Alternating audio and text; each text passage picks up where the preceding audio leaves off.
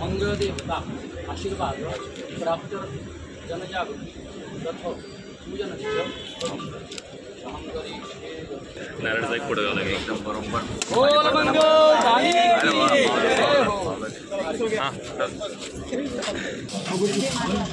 Sir काय सांगाल, आज कृषी कार्ड म्हणून आपण जाहिरातीसाठी काढलेली? नमस्कार। आपल्या केंद्र शासन कृषी विभाग आणि राज्य शासन कृषी विभाग यांच्या मार्फत कृषी महसूल ग्राम विकास विभाग यांच्या संयुक्त विद्यमाने ॲग्रीस्टॉक एक महत्त्वाकांक्षी प्रकल्प केंद्र शासनाचा सुरू झालेला आहे। यामध्ये सर्व शेतकरी बांधवांचं एक फार्मर ID कार्ड जनरेट होणार आहे।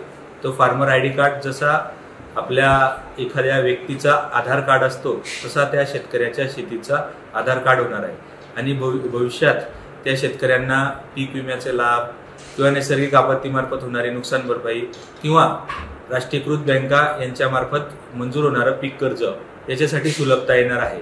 एकदा का शेतकऱ्याने फार्मर ID कार्ड काढला तर त्यांनी संबंधित विभागाच्या योजनांसाठी यापुढे बाकीचे दस्तावेज सोबत जायची आवश्यकता नाही।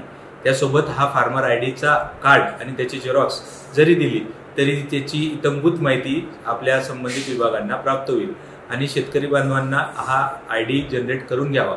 आज रोजी आपल्या जळगाव जिल्ह्यात जवळपास एक 56% काम ह्या फार्मर IDचं जनरेशन झालेलं आहे।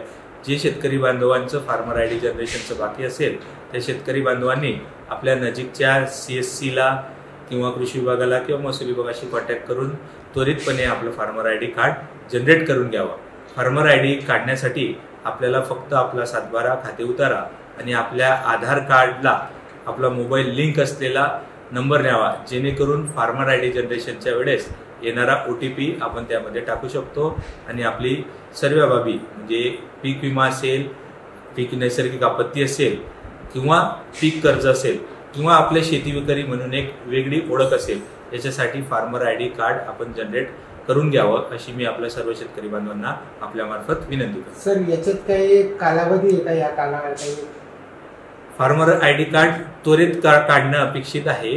जे ही कंटिन्युअस प्रोसेस आहे पुढे राहील, परंतु जेवढ्या लवकर आपण काढाल तेवढ्या त्या अतिशय उपयुक्त आपल्यासाठी आहे।